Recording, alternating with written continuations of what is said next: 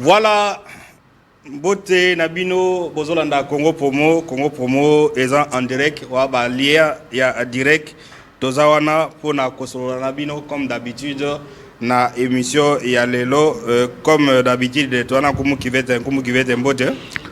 Mbote ndeko Michel, Mbote pe na ba Congolais nyonso oyo ba pesa Congo Promo confiance, et bicho to pesa bino confiance parce qu'il faut to informer bino, oye sali information et tozali toujours wana pona ko informer bino. Merci.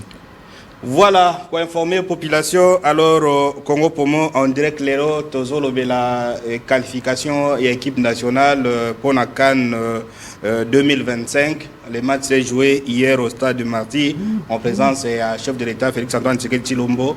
Est-ce que Léopard, c'est une victoire d'étape ou alors dynamique de Tina Cannes? Nous allons en parler dans cette émission. Nous allons également parler de ces faits divers qui est devenu quand même malheureux. Ndenge bato bakendeki ko buka tombe, place à tombe ya héros national Patrice Emery Lumumba, quand même c'est quelque chose de regrettable. Cette information a été relayée par tous les médias du monde. Comment Togene Bosengebe Lumumba et Congolais qui ko bebi sa place ezali. Nous allons également parler de cette marche qui a eu lieu cette semaine à Bouende où la population se mobilise pour exiger la destitution du président de l'Assemblée provinciale. Président de l'Assemblée provinciale qui selon lui est soutenu par le secrétaire général de l'UDPS Augustin Kabouya. Alors tout ce que la population dit là-bas, lui dit que non, c'est Kabouya qui est derrière et il ne peut pas quitter, disons, il ne peut pas changer de façon à travailler parce qu'il est soutenu par Augustin Kabouya. Vous allez suivre la déclaration de la population de Bouende dans le corps de cette émission Congo Promo, je vous rappelle. 84 pour les appels directs et puis 81 pour le message. Alors, le match s'est joué hier. Aux stade, ambiance et puis est-ce que c'est une dynamique où les bandits qui peuvent gagner bien sûr que Topola qui est dans des matchs mais on a été déjà qualifié peut-être joueur ou fallait pas mettre la bête qui était mais est-ce que c'est une dynamique et ou alors ça c'est pas préparatoire mais éliminatoire on peut être fort mais en réalité n'a qu'à nous amagacer. D'abord, merci Ndeko Michel, merci pe na ba téléspectateurs boko benga simabo zelaka Ndeko Michel atu ko lobake ba appel les années 84 et ba message les années 81. Ndeko Michel lobi na zalaki na sengo ya biloko mibale. Ezali stade ministre oya ye stade pas na ezaka trop cher. 2000 francs or que match à lobi zalaki match moko sans enjeu, il fallait ba congolais ba ya ko CP la qualification na bango na CAN. Et chef de l'État azalaki na Lubumbashi tango akiti na aéroport Anjil azalaki obligé akomi même pas na ndako na ye mbala moko ayaki na stade de Martyr directement et chef de l'État kutaki bato ebele na porte apesi ordre alobi ba congolais bakota stade ofele et lobby ba congolais ba kota ki yango nazo da bande émission na merci na président de la République. Mais moi j'ai vu les gens la matinée ba somba ba billet ya ba eloko ba benga so iliko cash tout ça. Iliko ye on teka ba billet. Donc bango ba perdre mbongo. Non, ba somba ki ba billet. Ba billet te kami. Parce que chef akomaka chef de l'État komi na coup d'envoi. Amoni que population ba tondi plein na libanda or que zamati qualificatif ba ki ko exiger ka mbongo te. Et mokonza mboka akotisaki ba congolais o bazalaki libanda. Même nga na salaki libanda na parce que nga na fanda ka na tribune d'honneur ko koma boye chef de l'État zo koma chef de l'État koti et puis na félicité baga de République na ebisaka la police na biso FARDC batu nyonso bazalaka na comportement ya baga de républicain en tout cas na za ko féliciter baga de républicain parce que ba yebi batu nyonso basalaka musala po na mboka ba moninga colonel alobi komo otelemi ndedi na bi nangina ko na melokola alobi komo kota na kota ki lobi na tribune match ezali kitoko mais problème ezali entraîneur omoni Ndeko Michel football ba mekaka yango te otali ba pays lokola ba Maroc abimi na sur 16 a écrasé tous les ba équipe oyo ekutana ki na ye et puis abandaki ko sakana na ba équipe te ka meka ba joueur équipe nationale ba zwaka ba joueur ya moindre te ba zwaka na titulaire na réserve bango nyonso bazalaka na qualité ya ko servir drapeau ya mboka mais entraîner na biso azana moi ba faille ya ko luka ko meka katala équipe ya meki topoli des matchs pour na ko tenter amoni que topola ki libanda na Guinée awa il fallait pas blaguer contre Éthiopie na Éthiopie amoni que premier mi-temps équipe ebeti bien ba ko quitter il devrait changer mais à changer te ay ko kotisa ba joueur a bien minute et Cécilie talandenge toye kopola et ça vraiment honneur te il faut pas reprocher non mais tous les joueurs ne pouvaient pas jouer gardien gardien deuxième moyen il fallait c'est pas Guédon, la même équipe qui a joué depuis première journée 12e. Ils sont des milliers de joueurs basés belé. C'est normal qu'ils battent. Autant a raison de Michel. Équipe n'y son amont des ans titulaire. Tobo était contesté. Mais à Kogi ko zo ba fouter ta fan de sakabango na ba azala kaka na ba titulaire ya force. Bongo soki toke na kani lelo ke ba titulaire oba pesi biso 12 points wana ba zui ba choc. Azo ki sko ba joueur moko ya pamba tie bango na ba. C'est que tu as face des poules. Vous comprenez? Je crois que la réalisation peut nous écrire la thématique d'aujourd'hui. Le léopard de la RDC, tout fait tout flamme dans l'éliminatoire. Allez-y, comment qui va être? Non, tout fait tout flamme, Ezali, qu'on félicite parce que tu es qui, mais de Michel. Est-ce que ça tout fait tout flamme ou ça tout fait tout flamme. Léopard a dit biloko et belé, il y a qu'à changer. Le col a pécan nezati na décembre 2025 et qu'on a na taille belé. Il y a Kolukaba meilleur. Et puis, na kosenga na ministre. Même parce que mais ça na pour na kokende kan ba kozwa bande ko na bango, famille na bango parce que njoko ekufi ba kende ko lia mbongo. Te bati mbongo na championnat et mata.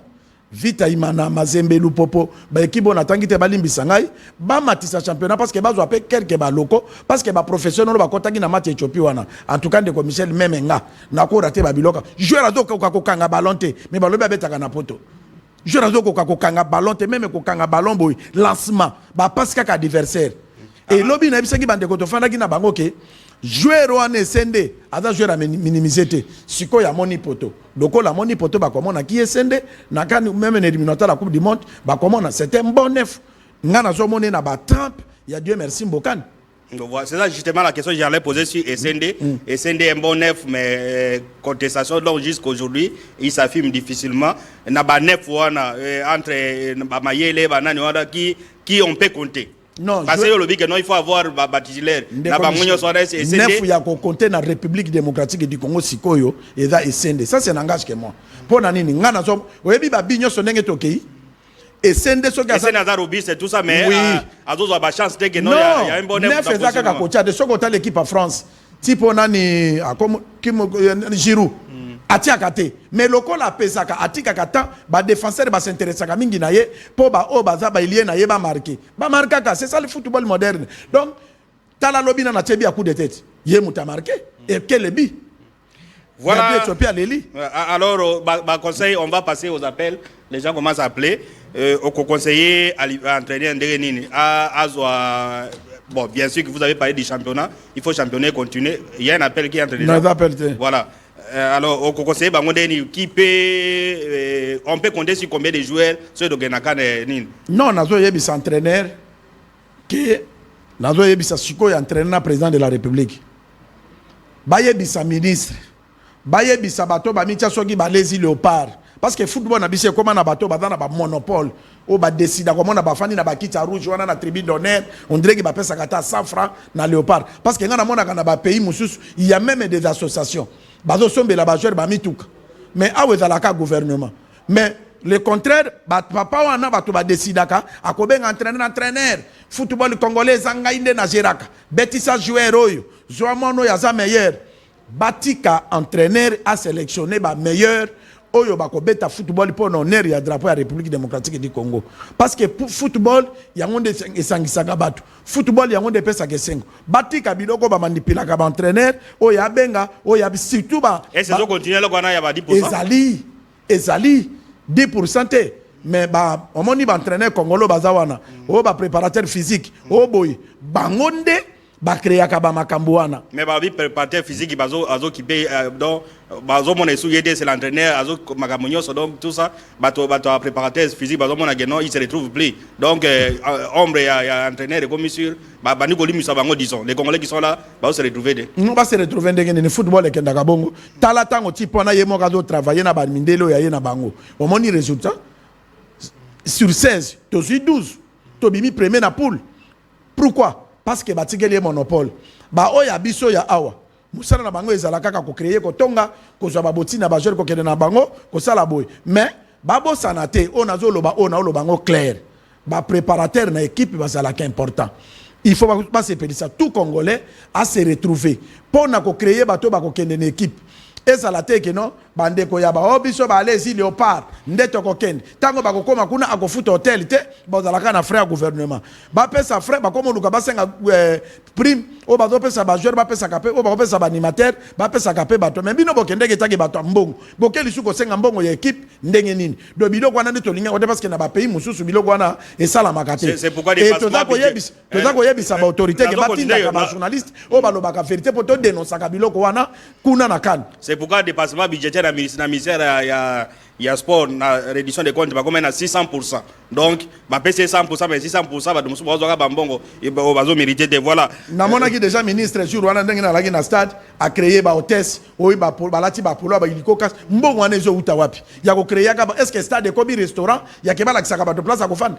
Très bien. Ça déjà na trimi donner so muta ko ta fandi na place à ko fanda. Ko créer ka ba dépense à papa mba wana mboke za na makabebele ya ko sala. Il faut bato baza utile bazala na musala na bango. O baza utilité bangi ko ya te ko lia ka mbongo ba joueur na mbongo pamba kaka boy. Il faut bien ministère ya sport a consommer budget na l'état PCA. C'est ça. On peut pas créer des rubriques pour la rubrique à l'okuta ezangati. Alors le débat est lancé, nous sommes en direct ndeko à Bengi na WhatsApp, il est en Côte d'Ivoire à Abidjan comme qui va être à Touni Makambo gardien, le gardien qui a été hier au moni prestation de Denis. Ouais, encaissé Babi. Gardien à l'obia Zalaki très bien. N'a pas condamné été. Biwane Zalaki erreur ya ba défenseur depuis longtemps ba défenseur d'Amso Zalaki à la hauteur té. Bazalaka yakolal. Gardien wana Azalaki très bien encaissé bi o ezan normal parce que bi ekota ka erreur. Mutu moko ta koko ya équipe nandi makeba cha ebi. Non, bi ekota ka erreur ya défense nde eye ko encaissé gardien. C'est un bon gardien.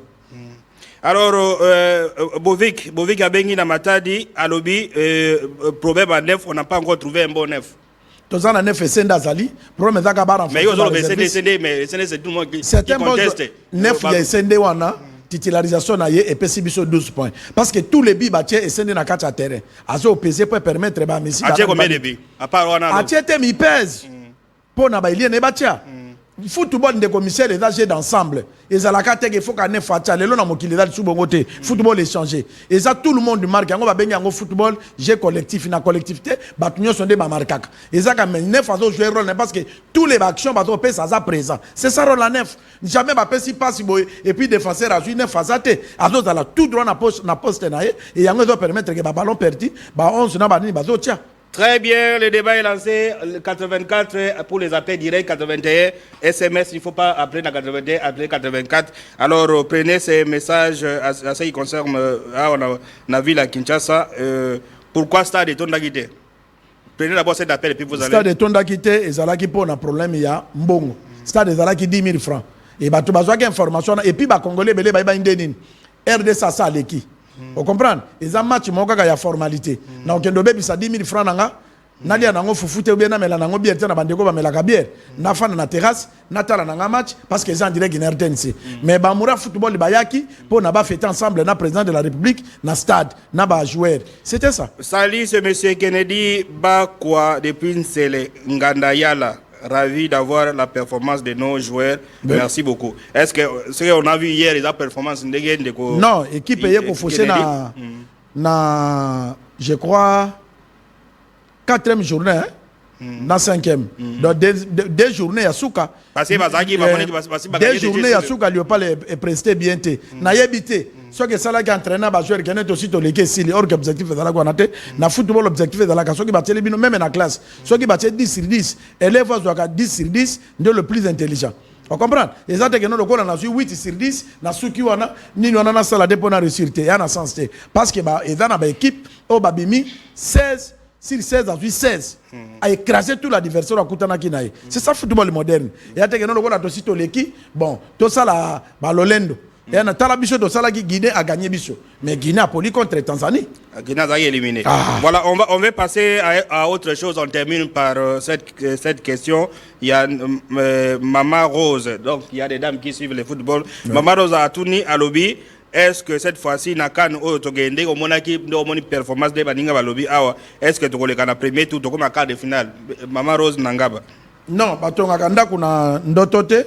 ndaki fozo ambo. Non mais si vous êtes une équipe avec des bons joueurs, OK. Yango nazoloba na équipe oyo na ndenge football et Martin de Michel zo senga musala ebele. Il faut ba joueur à solo ba renforcer vraiment équipe parce que soko tali ba joueur na bise ebele mingi ba koli hein. Alors football à la jeunesse hein. Alors il faut que somba ba joueur yango na loba ke ba renforcer ba club pour na quelques locaux ba kota en équipe nationale pour na quand même avant nouveau. Voilà, pour la commémoration nouveau, mesdames et messieurs, nous sommes en direct dans Congo Promo. Nous avons parlé de l'équipe nationale, les Léopards, leur qualification pour la prochaine CAN. Vous pouvez réagir, les appels vont passer et puis on passe à autre chose. Nous avons appris, tout le monde a appris hier comment la tombe héros national Patrice Lumumba a été vandalisée. Je crois que la réalisation peut nous montrer ces images. Comment, bon, on attendait que les images arrivent, comment Congolais a nos alikanisi boye, place au héros national, Moudinyoso, Mkola Koufagi, Bafananda, Honorakaye, accueilli Kobuka place à Bandi. Est-ce que, n'est-ce pas, tu atteindre ces immoraux, il y a intolérance, intolérable? Ndeko Michel, Bamongo Baloba, Bafel encore, Bafel la bête Nanza. Nako expliquer on a les lingala parce que dans la Kimongo. Balobi, ceux qui koyaza kolia batabanamboka, chaque bouton abimaka. Tango koyaye kolia muto aralaki libanda bazolo banko ekemenko yo tikisa mboko miko tambola na mboka kolia ka batu ndenge nini bakolo bape na muto aralaki libanda yo moko fani na mboko oyo ozomona mikolo ndenge tabaza batabaza kokufa nkoyazo tambola zolia batu pourquoi yo lali libanda ti 23h or que na mboka 19h20 batu basi balali donc baza ko gangela baza olobela nko ba olobela pe mutu oyo alali libanda problème oyo to va les faster ezana deux étapes c'est-à-dire qu'est-ce qui prouve que ça va congolais parce que voilà les images sont là. Mutu ya liboso to ko condamner zali l'état gouvernement na biso gouvernement bimisi mbonge belé pour na linu oyelongwa na Belgique et à awa o mona ki ndenge zalaka à la honneur ba cérémonie salama ki wana zalaka individu tsaki maboko na poste ezalaki mbongo ya mboka Emery Patrice Lumumba azalaki na liboso kuna na balabala. Vous comprenez? Balobi po to encadrer ngo bien, balongoli yango kuna, batongi mausolée ya sika place ekomi wana na kati. Mais tango bazo réfléchir bon ezalaki po na ko protéger. Pourquoi batiaki la police est gardée? Non mais là on ne peut pas mettre la police 24 heures sur 24 heures et gardaka. Ça c'est des principes présidentiels. On sait que Eza Ibembe Lumumba Congolais a kokende ko buka yango te. On ne peut pas mobiliser les gens pour ça. Pour nani ne sali au passe. Au lobby pour zéro national. Nos zéros, il faut qu'on protège Bango. Il ne faut pas voiler le face. Nos zéros, bato mérité. Pour nani mbongo yambo kebimaki linu ya pamba balongo lango de Belgique et matavion et ya awa. Il fallait policier dans la place wana. Kolongo la place zalaki ba délocaliser mausolée. Est-ce que zalaki mbongo mboka te? Ce que zalaka likanisho zolo il fallait pas faire tout ça. Mais bal et ya lelo et komi awa. Pour na ba valeur Emery Patrice Lumumba étant que notre héros. Mais il fallait pas que ngonde ngwana. Tala même papa Kasavubu basali mausolée na ye. Mais kende comme on a place on a ndenge za la kasalite. Est-ce que toko kama que un jour bakulu na pe bako bundande bakulu na biso ba melaka badiamba bakomi comme la babilo que la matio de d'échappement ba mituka pe bako ba tindiki pe monument ya papa Kasavubu bekoi na ba place nyoso tokenda kandeko Michel ceux qui okomi na Tour Eiffel. On comprend bozo kanga ba photo mais ba soda bazali wana na Tour Eiffel.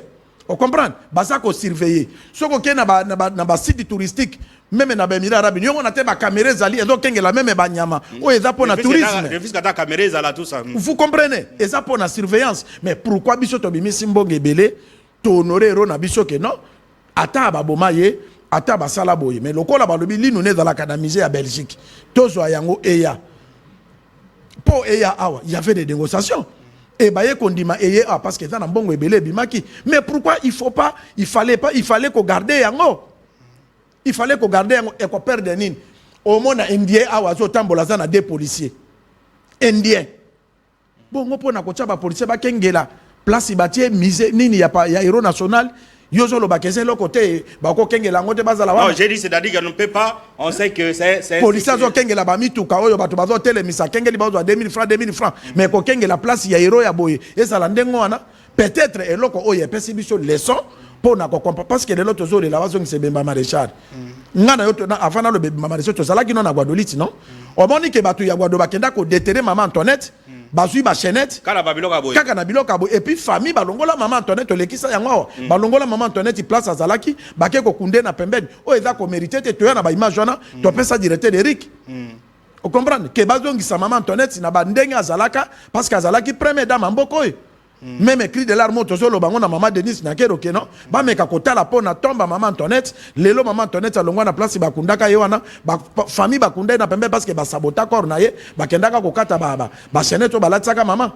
Très bien. Ba biloko moko ba héros ya ndengo wana il faut ko honorer bango parce que baranda ki servita ko balaki na bomo inambo. Ba reprocher nani mutalali libanda ba reprocher pe léopard. Reprocher pe congolais ya sali vous avez dit non. On ne sait pas si c'est un congolais. Ce que loka ndengo wana de commissaire na zolo ba soki eza congolais parce que dans sengi ke mboka na biso ngai na kosenga te ministère ba mener banquette très bien est-ce que congolais soki ba mener banquette bakuba kangi mutu oyo kaza congolais ke congolais afungola ki linu wana lokola biso peine de mort ezalaka te basala ngo spécialement pona type wana moratoire ezongi ba suspendre ezongi oui ba condamner type wana peine de mort et puis même attaque au tia ina ndena bazo batie pe na zona banyama parce que même nyama ko réfléchir omoni biloko yo na kopesa prophète Konde Mbote ndenga yaki conseiller biso ke to batela nyama ndeke mbisi parce que ndeka sala ka biloko biso bato to sala kate enime mutasa kufa bon lino wano lingo ke ndozo ngo po sala nango nini même na bomoto boy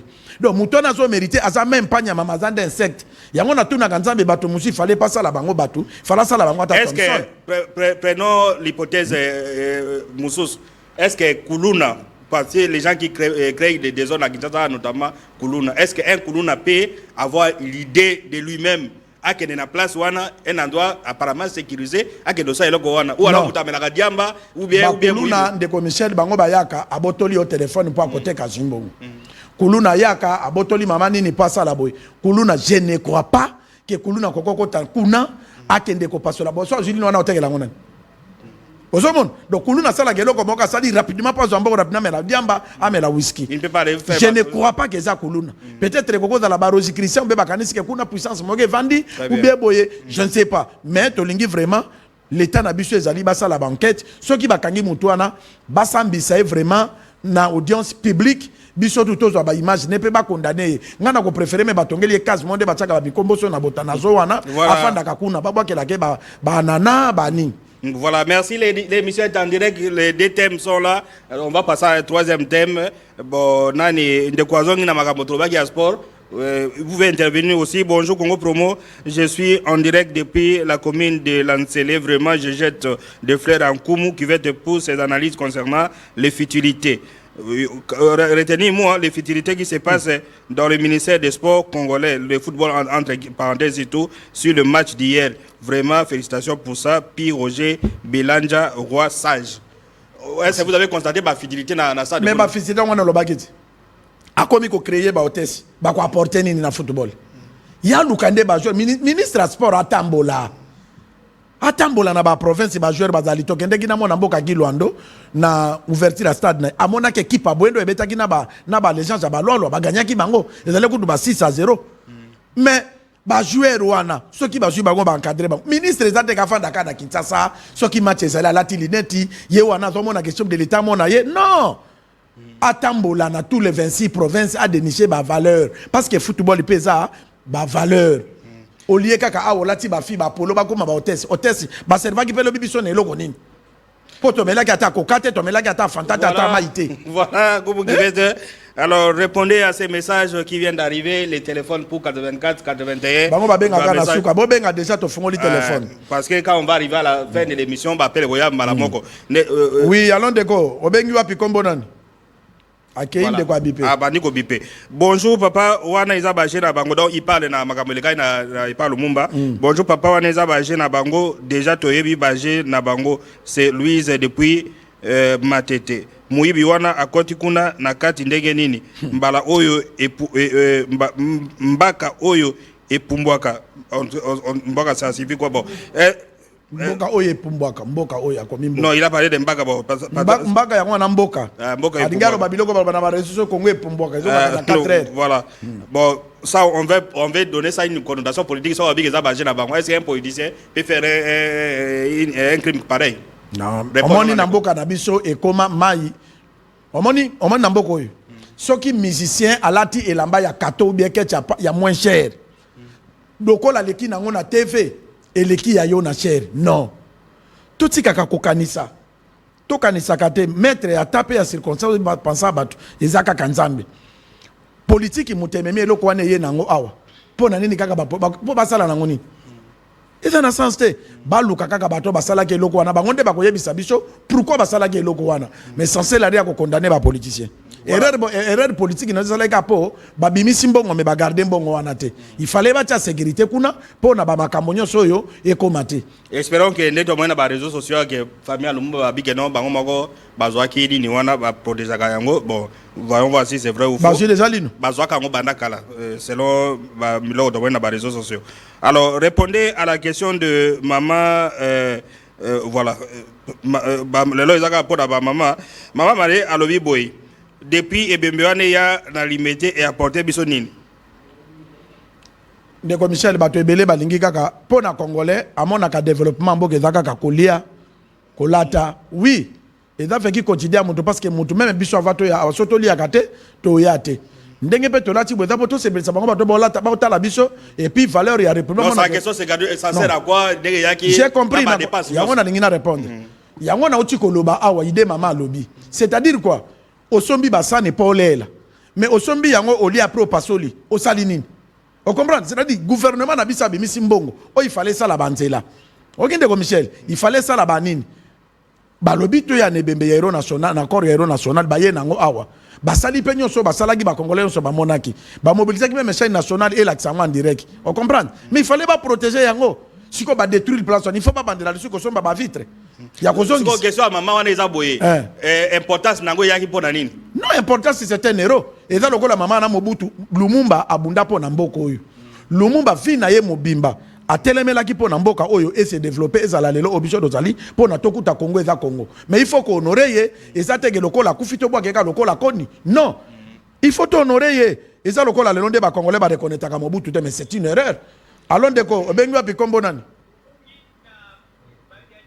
Oui ndeko.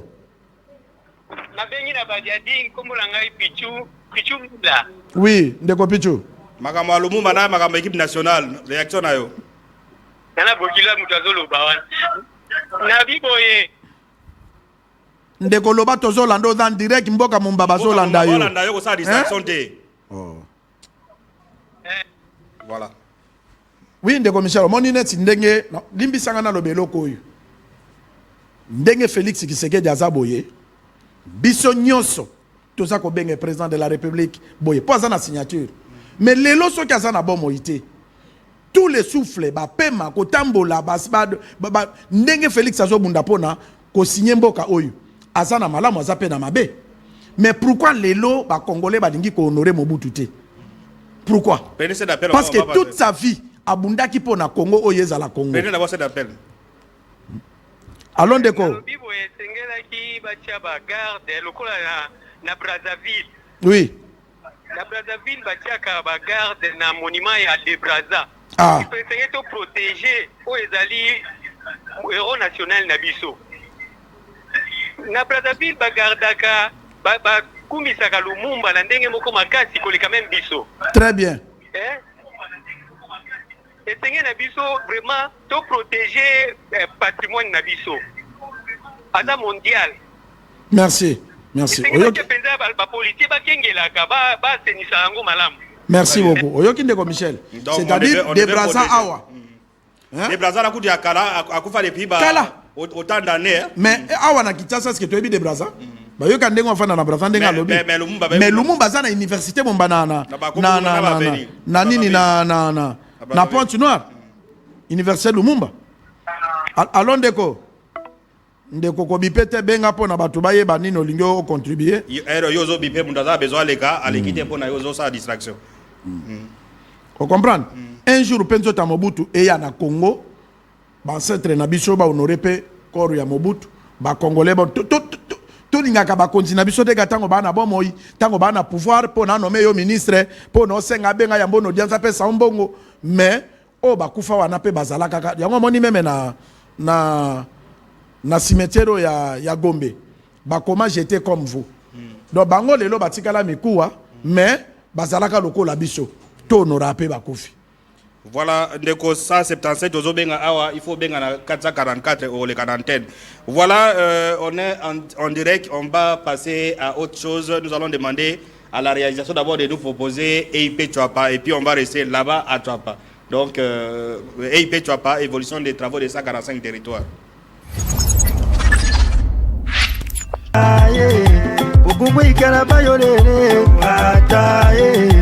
Bueno amongo to bayolele ataye jalula be fale bayoase ataye sanga docteur Johnny konakaye ataye sangi zakani to yoase ataki tetobo Chansi Mungala papa na Jidete bali ya mama Chantal Mungu waita teka matini kwa ataye Mukonye abana bato banyiso ataye alingaka komona moninga na pasite okataye Dr. Atona na bobo tebele kataye Sikana liko chinota kamponda okari ya Etra pichuko kila boniseka ilumbu bomoka mama nene kataye Iyendike nginya papikake bomoka mama mercredi Papa ne Jose Esuru ameno yeka ise na tabe kataye Yanshake tamba komile imetra piroje kwembi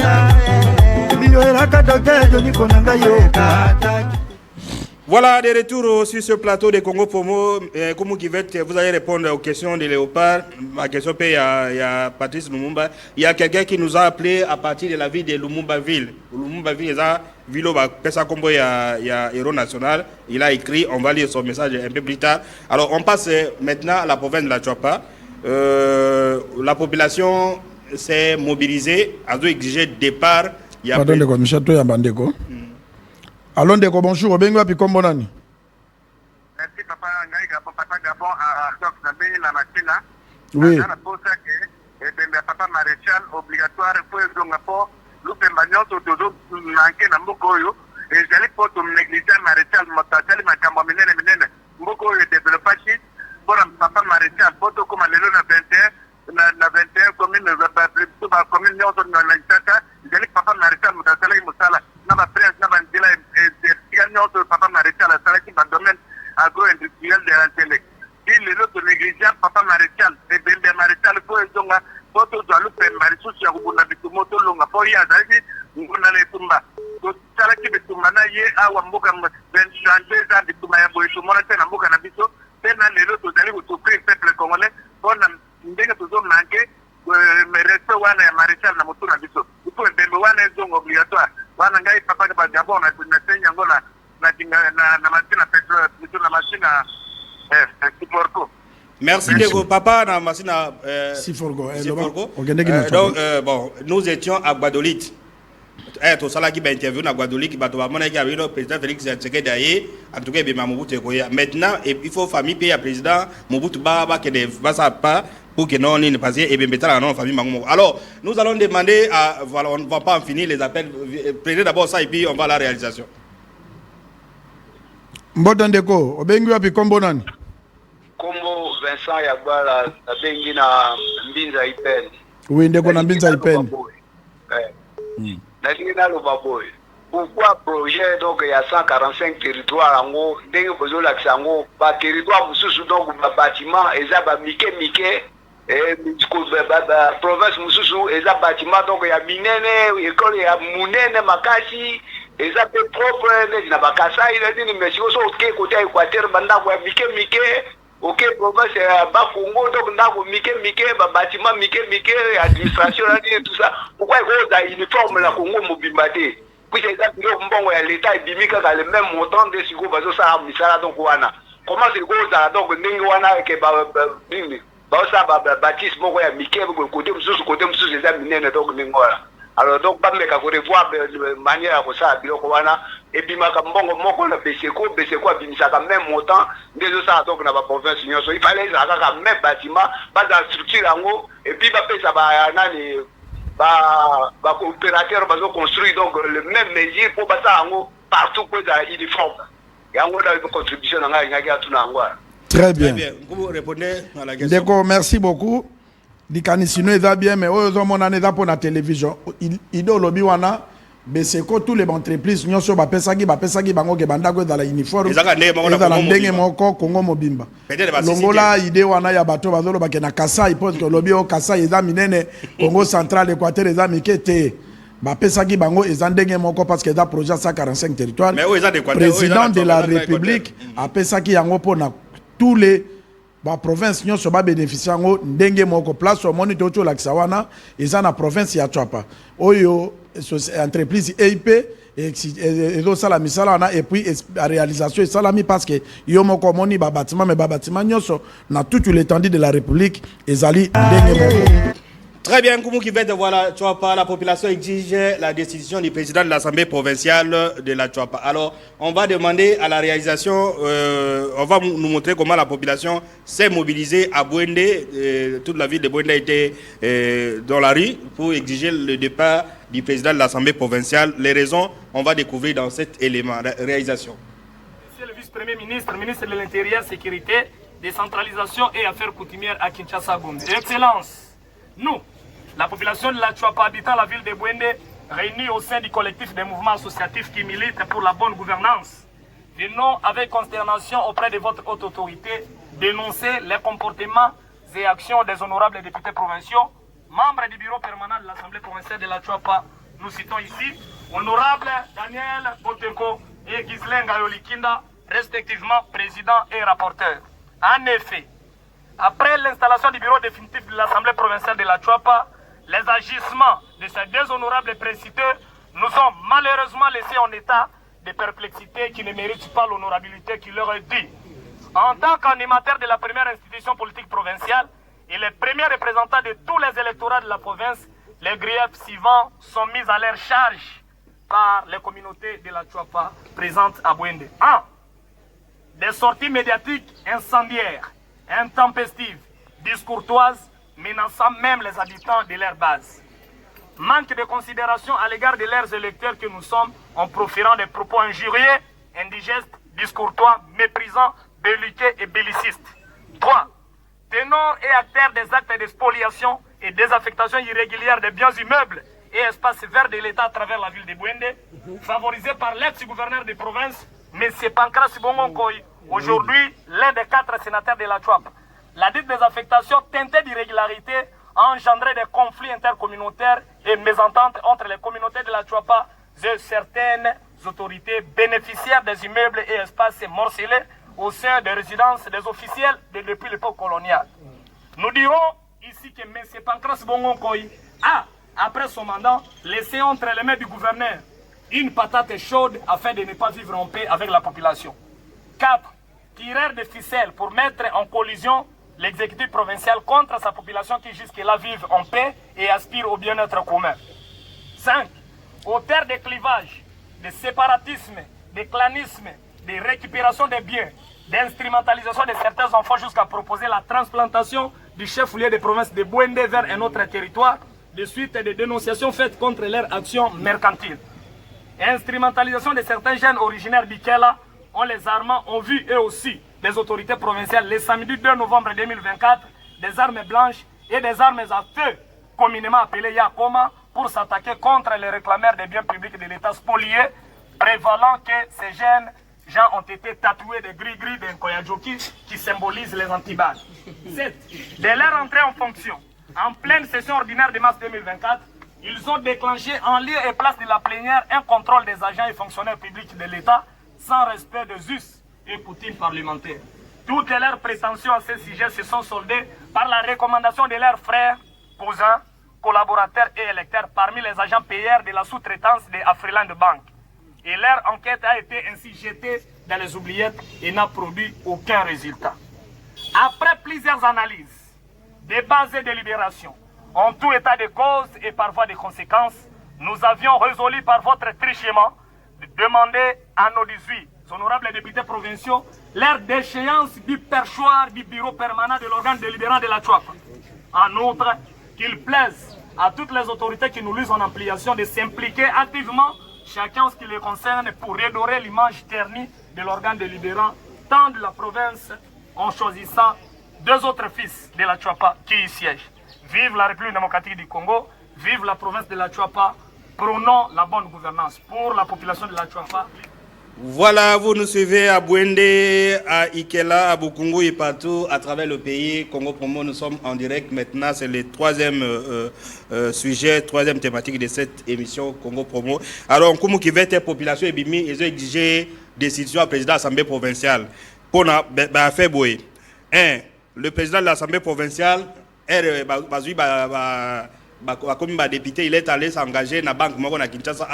Babi, mbongo nyoso l'État gouvernement central bandokotinda et les gars na banque wana et puis akeko defa mbongo na komba ba député na banque wana 18 millions de francs congolais par député député azongisa 20 millions na banque wana banque Lambert.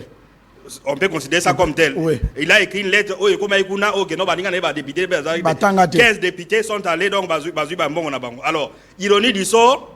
Alors, le gouvernement a dit na la banque, parce qu'ils ont pris le crédit. Le gouvernement a dit mois de novembre, il y a 2023. Mbongo a député à la législature à Kala. Comme banque a dit que non seulement banque a gagné mbongo a député, président actuel a député. Après pression, député non élu qui basé à Kinshasa va réclamer la personne une partie en bon. Bateau mususu basé éparpillé basé bon côté. C'est pourquoi la population a marché na Niniwana. Donc des balobi incompétence. Quand il écrit des textes et lettres correspondance, il y a beaucoup de fautes de français. Stylistique et banagate donc nani makambo français ma béné population azoloba. Donc il n'y a pas quelqu'un qui vérifie badi na la. Alors pour rapporteur naé azui ndako à l'état à PCNDien indien comme vous dire $500 par mois azoi garanti à 3 mois. Donc autant de griefs et puis pour le président à séparer province à installer tribalisme même à belé c'est que la population a dit donc bazo exiger des parts naé. Alors le président pour côté naé a dit que non. Il a déjà causé avec Augustin Kabouya. Ça, c'est qu'il a répondu. Kabouya a dit que non, c'est un poste de l'IDPS. IDPS, c'est ça. Parti au pouvoir, on ne peut pas les déchoir parce que c'est IDPS. Donc, ma population est concernée. Kabouya a dit que non, ça, c'est concerné. Maintenant, je vous pose la question. C'est quand même curieux comment la population a bimi la déchéance. Il y a un député au hasard censé président à Sangisabato, mais à sa division, à sa Makabouibele, à des femmes, à comment abato, à dit non, c'est pas fait grave. De comme Michel, Nadingina Lobanayo, qui est regrettable, mais tu regretter parce que Félix Tshisekedi est président de la République et Mokonzamboka, Ayebaka, Makambu, Azam magicien, Ayebaka, Soki Tolobi. J'espère que la population a marché, mon Konzambo a informé. Parce que tout chose est nouveau redoc. Ngai na mona ki kaka na aéroport tango na zonga Kinshasa, to pesa na ki pe bambote na pesi pe bambote lisusu. Ndeko Michel, mutu loko la makoko, na ko bandano na makoko, akoki ko mériter jamais cause à la président. Voilà, oui, cause à la président et ensemble, il y a province dans la reconstruction loko la Chouapa. Na ba niveau ya ba makoko te. Ako cause à la président ensemble. D'abord, cause à la kake loko wana. OK, cause mbongo. D'abord, negezana déjà, allié qui déjà commission. Mais oui. Donc elle au sein de domiciliation. Il y a mbongo donc il y a un contrat allié à commission. Bandaku ya l'état. Eza bandaku o ya l'état ya za censé ya ko protéger yango. Mais yé akende et commis commerce na ye. Ceux qui ont moni Grand Équateur et Marchakate, eza pona bangayo wana.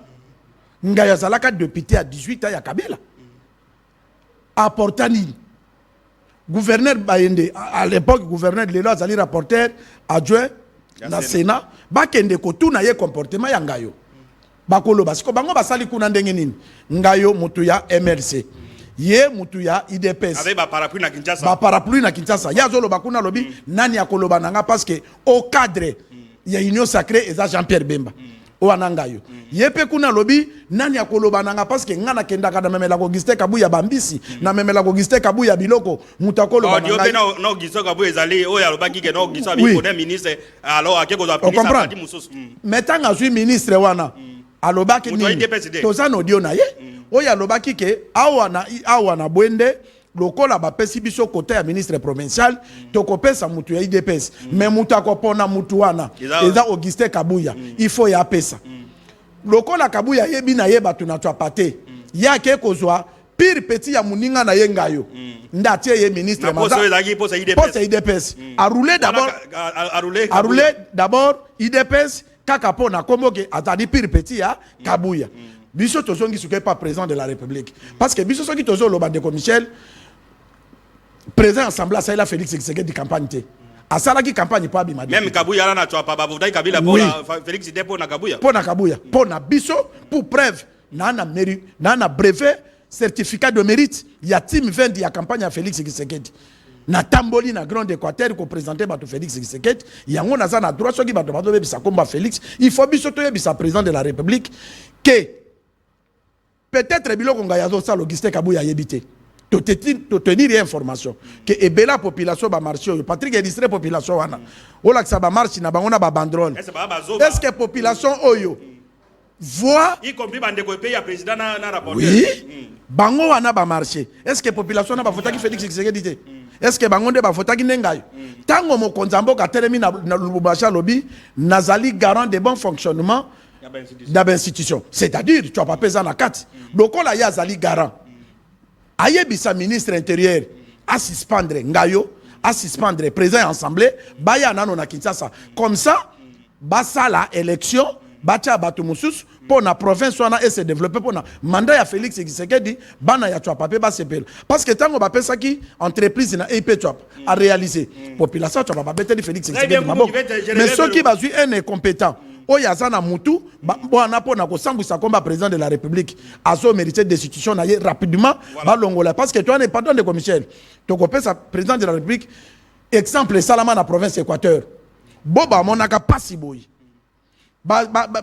assemblée provinciale état de lobby non boyete président zalaka buka balongola buka na ba député na ye et puis l'Équateur province etongama qui permettait que le gouverneur travailler correctement tolingi bato na balongola bango pour la province etongama pour vous donner illustration dans Congo pour moi dans la émission na président assemblée provinciale wana azoloba bolandaye alobi que non tant que biso de Kozwambongote, on ne va pas investir les gouvernements provinciaux. Et ça fait 4 mois. La province a été bloquée pour naïe. Parce qu'il est derrière, il s'appelle comme Kabuya. Kabuya, on doit protéger et tout ça. On a bloqué les fonctionnements. Il y a la province pendant 4 mois. On demande la réalisation de nous faire écouter ce que le président de l'Assemblée provinciale a dit. Ce bon pays, en tout cas, nous sommes venus pour l'argent, on ne va pas travailler. Réalisation. Que non, to sengi na yo au sala. Benga ba député pour une session extraordinaire pour le gouvernement na biso to banam sala le 8. Surpris, gouverneur a benga na téléphone. Alobi bazali invité quelque part le jeudi. Donc voyage na ya samedi, ya mercredi les 3, ils allaient pratiquement impossible de voyager. Biso to vandi. Biso to da problème té, to za na vacances parlementaires. Ceux qui ba ko ya ba ko benga, ceux qui ba ko zela na septembre. To za na problème té, nous sommes là. Tout ça, le bureau Ezali, mais quand le gouverneur a dit non, tous les septembre, on est là. Mais la loi est claire. C'est le gouvernement provincial qui va payer les billets, aller-retour, conjoint, séjour, Makamounios. Pas bon gamat. Ce qui m'ont exacté, pas causer la septembre.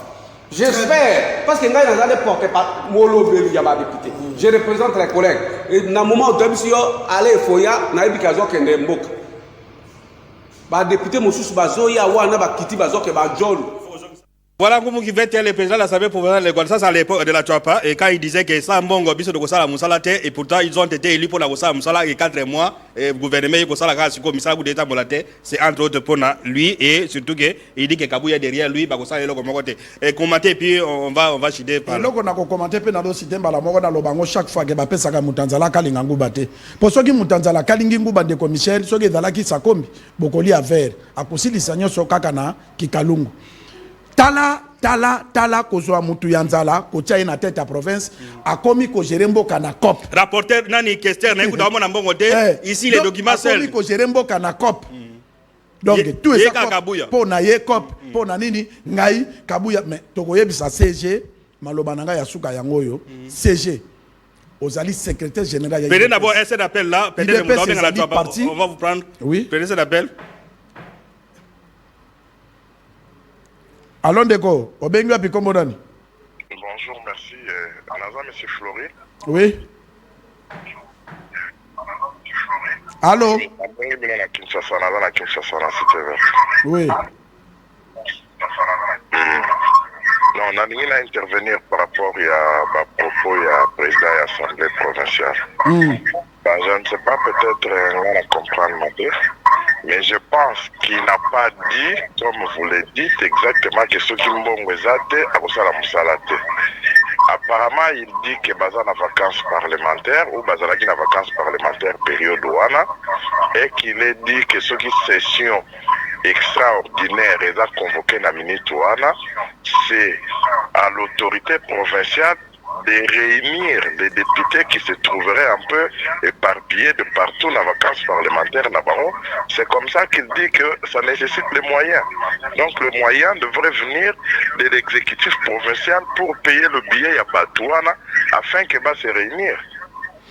Très bien, Déco. Voilà, le problème c'est que non, c'est pas un comportement qu'on doit applaudir. Même qui dit la loi. C'est-à-dire un député tant que bon vous ne pouvez pas travailler. Maintenant que on exigeait parce que le gouvernement n'avait pas d'argent, ils ont fait 5 mois et ça vous encourage. Vous avez la parole. Allez, vous avez la parole. Yango na linga kina lobake ba pesaka mutu angu ba kokalinga nguba te na Congo promo. Démocratie zo régné mais biso to koloba na CG Kabuya ke IDPS c'est parti ya munene et fingi et la partie mon côté finga so population boyi mutu fingi sa parti bato ba marché wana bazali bato ba votaki Félix Tshisekedi alors total la réaction ya ba konzi ya IDPS pour na kobenga parce que tala nano hein province wana élection salami na ndenge nyoso mais IDPS a vu député provincial kaka moko. Si ceux qui vont continuer de créer un conflit, est-ce qu'il y a des personnes qui sont députés? Pour Nangaï, pour Namutumoko, Makoko, ma partie présidentielle, Kakabouya Loto Sengi, Bichoto Zape Batou, journaliste, Otokendagana Bafront. Pour Nakime Salama, pour Nakime Salama, Balongolaye, Macha député Moussous, Cyprien a remplacé, Bazo Ape Moutoumoussous. Non, il y a un député, mais il y a un autre président pour qu'il ait la population. Député aussi. Voilà, mesdames et messieurs, nous sommes arrivés à la fin de cette émission Congo Promo. Santé des fers à toutes et à tous. Cette émission est suivie en ce moment à 22h sur votre chaîne. On se retrouve la semaine prochaine, le dimanche prochain à 20h sur votre chaîne. À très bientôt. Au revoir.